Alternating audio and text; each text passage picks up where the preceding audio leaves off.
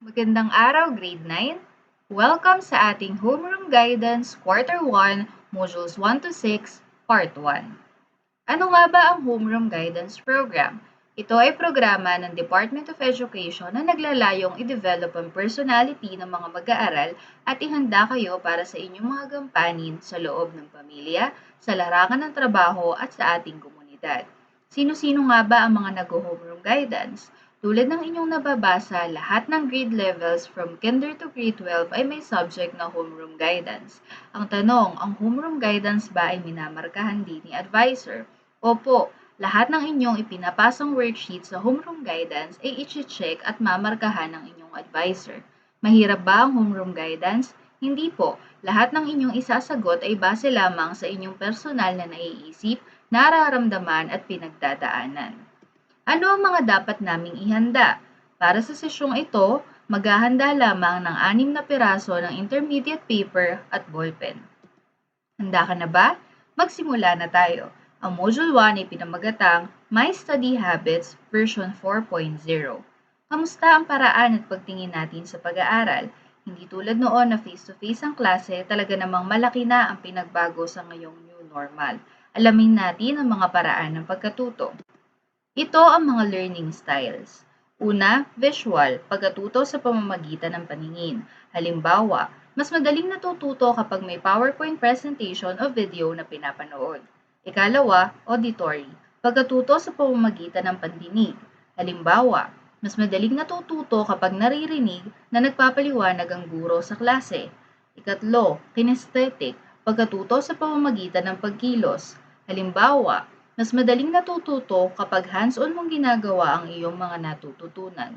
Ikaapat, logical, pagkatuto gamit ang pangangatwiran, lohika at paraan.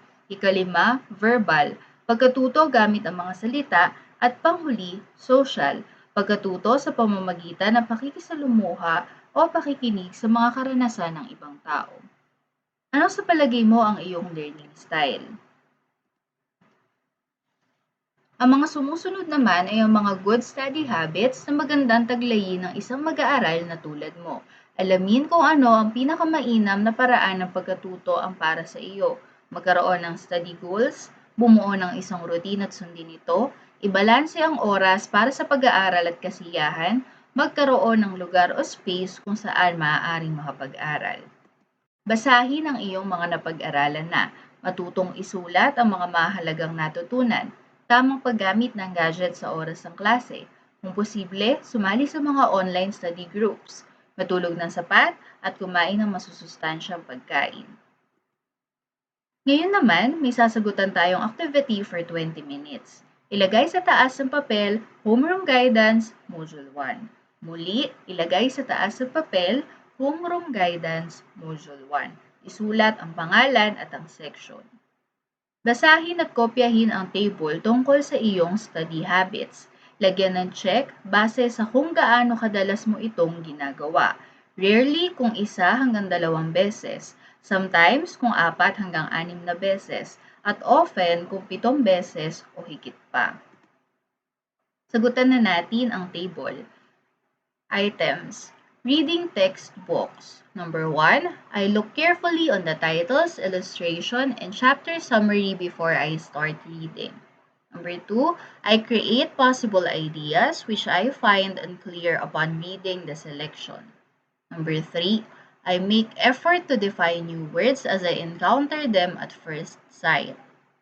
4, I try to find for familiar ideas that capture my curiosity. 5. I attempt to find for key thoughts as I read. Taking notes. Number 6. I jot notes when I read any material.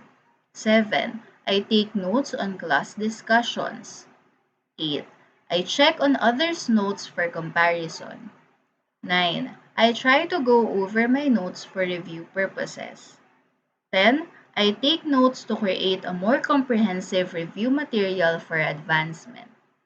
Studying. I find a place that is conducive for learning. 12.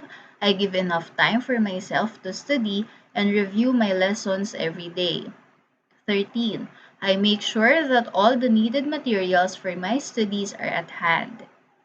14. I set my goals for every study session as well as the tasks that have to be accomplished. 15. I give more time to study the difficult lessons. Memorization. 16. I focus intensely on key ideas that I need to remember. 17. I repeatedly recite the lessons that I have to remember. 18. I create word association to easily recall the lessons. 19. I read aloud repeatedly to retain necessary information. 20. I go over my notes many times to store a large number of information in my memory. Test preparation. 21. I study my lessons in advance as a preparation before taking the exam. 22. I make sure that I have the list of lessons to be covered during the examination. 23. I approach my teacher if there are lessons that I don't understand during the discussion. 24. I ask my classmates, friends, or anyone who can help me for the review before the exams. 25. I try to create a self-made test to practice answering possible questions that may come out in the test. Time management. 26. I keep track of my time by making a journal or a to-do list of my tasks and assignments. 27. I manage my time wisely to give each subject enough time to recall what had been discussed within the day. 28. I work on take-home works and projects immediately to finish it before or right on time. 29. I have enough time for work and leisure time. 30. I have extra time for studying my subjects before the exam day. Ang mga items na may sagot na rarely ay may score na 0. Ang sometimes ay 5 points at ang often ay 10 points. Kopyahin ang scoring table ng study skills at ilapat ang score na katumbas ng sagot sa bawat item. Kunin ang total o i-add ang scores ng bawat study skill at ilagay sa dulo. Saang study skill ka pinakamataas? Saan ang study skill ka pinakamababa? Sa parehong papel, sagutin ang mga sumusunod na tanong na: Number 1, why is there a need to assess your study practices? Number 2, how can you maintain or improve your study routine? Matapos sagutan ng mga sumusunod, binabati kita. Tapos mo na ang Module 1. Kung may katanungan ka man o nais ibahagi sa iyong guro, huwag mahihiyang i-message, i-chat, o i-text si advisor. Ang mga sumusunod ang mga sanggunian.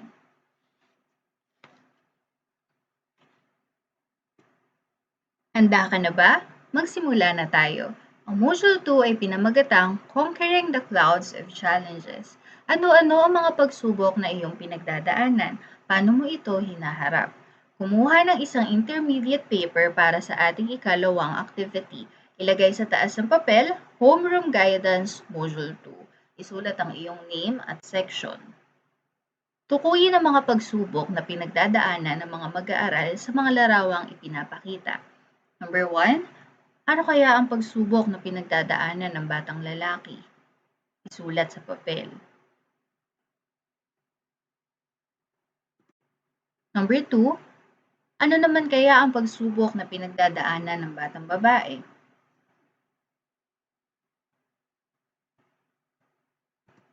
Number 3, ano naman ang nakikita mong hadlang sa pag-aaral ng batang lalaki?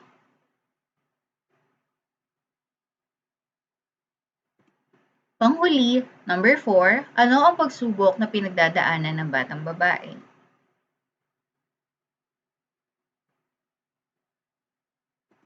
Sa baba ng items 1 to 4, sagutin ang mga sumusunod na tanong. Number 1, what is the most challenging situation for you in the pictures? Number 2, among the challenges presented, where can you relate the most and why? Number 3, how do you overcome and deal with it positively?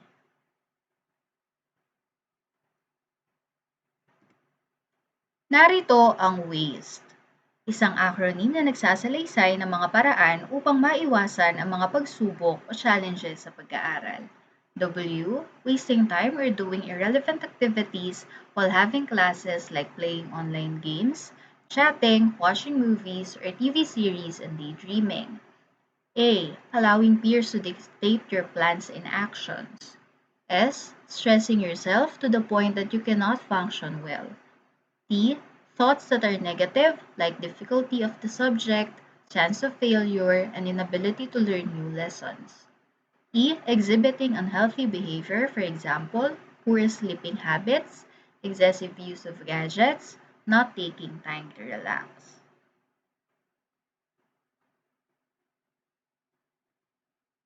Kung may katanungan ka man o nais na ibahagi sa iyong guro, huwag mahihiyang i-message, i-chat o i-text si advisor. Binabati kita. Tapos mo na ang Module 2. Ang mga sumusunod ang mga sanggunian.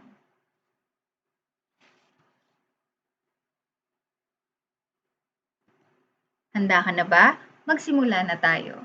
Ang Module 3 ay pinamagatang The 3 R's. Ang tatlong R na tinutukoy ay ang roles, responsibilities, at rights ng mga bata o mag-aaral na tulad mo. Ang roles ay ang ating mga gampanin sa mga relasyon na mayroon tayo sa ating kapwa. Samantalang ang mga responsibilities naman ay ang ating mga responsibilidad batay sa mga roles o gampanin na mayroon tayo. Subukin nating tukuyin kung ang mga sumusunod ay isang role o responsibility. Child, ito ay isang role. Grandchild, role. Proper and frequent hand washing, responsibility. Sibling, role. Study well, responsibility. Parent, role. Take care of my siblings, responsibility. Sanitize objects, responsibility. Observe physical distancing, responsibility. Student, role. Ang rights naman, ang ating mga karapatan. Nakasaad sa Presidential Decree No. 603 ang rights of the Filipino child. Number 1, every child has the right to life, survival, and development. 2, every child has the right to name and nationality. 3, every child has the right to keep families together. 4, every child has the right to be educated. 5. Every child has a right to play and enjoy whenever they have the opportunity. 6. Every child has a right to be protected from the abuse of adults. 7. Every child has the right to live peacefully away from bad influences. 8. Every child has the right to be cared whenever their parents are not available or cannot sustain their needs. 9. Every child has a right to express their views and opinions and to their privacy. Lastly, number 10, every child has the right to grow up peacefully and getting what they want for the good of their lives. Ngayon, kumuha ng ikatlong intermediate paper para sa ating activity. Isulat sa itaas ng papel, Homeroom Guidance Module 3. Isulat ang name at section. Kopyahin ang table na pinamagatang My Rights and My Responsibilities Action Plan. Dito magtatala kayo ng 2 child rights. 2 mula sa 10 halimbawa ng mga karapatan ng isang bata. Sa ikalawang column, isusulat ang responsibilidad mo sa iyong sarili bilang nagtataglay ng karapatang iyong pinili. Sa ikatlong column, isulat ang responsibilidad mo sa iyong tahanan o pamilya. Sa ikatlong column, isulat ang responsibilidad mo sa iyong komunidad bilang nagtataglay ng karapatang iyong pinili. For example, child's rights, right to be educated. Responsibilities to self, apply effective study habits. Responsibility to home, resist siblings or any family member in their academic endeavors. Responsibility in the community, share knowledge on healthy protocols during this COVID-19 pandemic.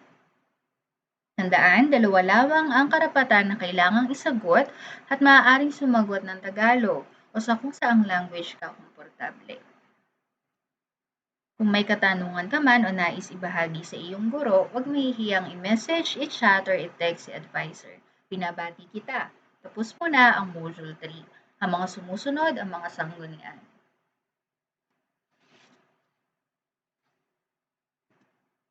Handa ka na ba? Magsimula na tayo.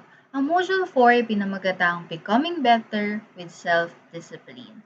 Ano nga ba ang discipline o disiplina sa sarili? It is doing what needs to be done even when you don't feel like doing it. Kung kaya't mahalaga na may disiplina sa pag-aaral dahil kahit na hindi natin gustong gawin ang mga modules, kailangan pa din natin itong tapusin and discipline makes it possible. Mayroon tayong 7 ways to improve self-discipline. Ang acronym na CONTROL ay nangangahulugang C. Commit to your goal. O. Objectivity is the P. N. Never underestimate willpower. T. Think of your motivation. R. Rest and reset. O. Overwhelming yourself may not be okay. L. Live a life with a can-do attitude. Kumuha ng intermediate paper para sa ating ika-4 na activity. Ilagay sa taas ng papel, Homeroom Guidance, Module 4. Isulat ang iyong name at section. The activity is entitled Letting Go. Gumuhit ng 5 balloons at isulat dito ang 5 ugali, katangian o mga gawain na humahadlang sa iyo na magkaroon ng disiplina sa sarili.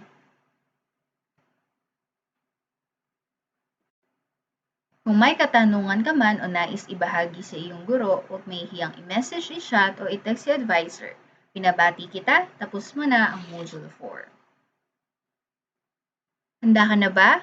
Magsimula na tayo. Ang Module 5 ay pinamagatang Respect to Connect. What is respect? Natutunan natin na ang respeto ay ibinibigay natin sa kapwa kung rerespetuhin din nila tayo. Respect is admiring someone or something that is good, valuable, or important. May pamamalas natin ang respeto sa mga nakatatanda kahit sa mga nakababata. Naipamamalas ito sa kabila ng pagkakaiba-iba ng relihiyon, paniniwala, kultura, o tradisyon. Kumuha ng intermediate paper para sa ating ikalabang activity. Isulat sa taas ng papel, Homeroom Guidance, Module 5. Isulat ang name at section. Sa activity na ito, ipapaliwanag kung paano mo maipamamalas ang respeto sa mga sumusunod na sitwasyon. Number 1. No matter how you try to be nice with your older cousin Alec, he always tries to pick on you. He humiliates you publicly by making you a laughingstock on almost about everything. Ano ang gagawin mo sa nakatatandang pinsan mong si Alex na lagi kang niloloko at ginagawa kang katatawanan? Number 2. You visited a relative named Agay who belongs to an indigenous group. He happily prepared an exotic food for lunch. However, you are not comfortable eating such food and it is your first time to be in their house. Ano ang gagawin o sasabihin mo sa kamag-anak mo si Agay na naghanda ng exotic na pagkain para sa inyong tanghalian na hindi ka komportableng kainin? Number 3. Your friend's mother Chia, who happened to be your neighbor, creates gossip about your family. One morning, you overheard her talking about you with your other neighbors in front of your house. Ano ang gagawin o sasabihin mo sa nanay ng kaibigan mo si Chia na naririnig mong gumagawa ng chismis tungkol sa iyo na ikinukwento sa inyong mga kapitbahay?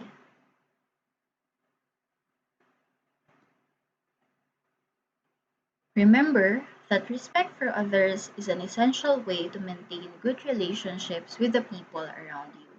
It is the foundation of your connection to others, the same way that other people's foundation in having an effective connection with you too. Now that the entire world is facing a pandemic, respect is even more essential and powerful. We respect by practicing physical distancing and wearing face masks in public. We show our respect by being a good citizen and following the prescribed rules and regulations set by our government to stop the transmission of the virus. We have learned to respect other people's personal spaces even more. To add, we show respect nowadays by not only being considerate to others, but by taking care of ourselves so that in our own way, we become valuable warriors against this virus. Another form of timely respect that we can manifest now is non-discrimination of people who were afflicted by the virus. When we do not stigmatize the people affected by this virus or their families, we show not only respect but compassion to others. Kung may katanungan ka man o nais ibahagi sa iyong guro, huwag mahihiyang i-message, i-chat o i-text si advisor. Binabati kita, tapos mo na ang Module 5. Handa ka na ba? Magsimula na tayo. Ang Module 6 ay pinamagatang We Are Different But One. Tayo ay nagkakaiba-iba kahit sa loob ng pamilya. Nagkakaiba-iba tayo ng ugali at mga pamamaraan. Minsan, ito ang dahilan kung bakit nagsisimula ang di pagkakasundo na humahantong pa sa pagtatanim ng sama ng loob. Paano nga ba mapanatili ang magandang relasyon sa loob ng tahanan? Narito ang acronym na family. F. Frequent communication. A. Ask questions if there are clarifications and avoid making assumptions. M. Make some adjustments if necessary. I. Involve yourself by doing your responsibilities. L. Learn to understand and accept others' differences, including their strengths and weaknesses. Y. Yearn for what is good for all members of the family. Tandaan, I am me and they are them, but we are together. Kumuha ng intermediate paper para sa ating ika-6 at panghuling activity sa sesyong ito. Isulat sa taas ng papel, Homeroom Guidance, Module 6. Isulat ang name at section. Kopyahin ang table sa unang column. Itala kung paano ka sasagot o kikilos upang maipamalas ang respeto sa individual na pagkakaiba-iba sa inyong pamilya.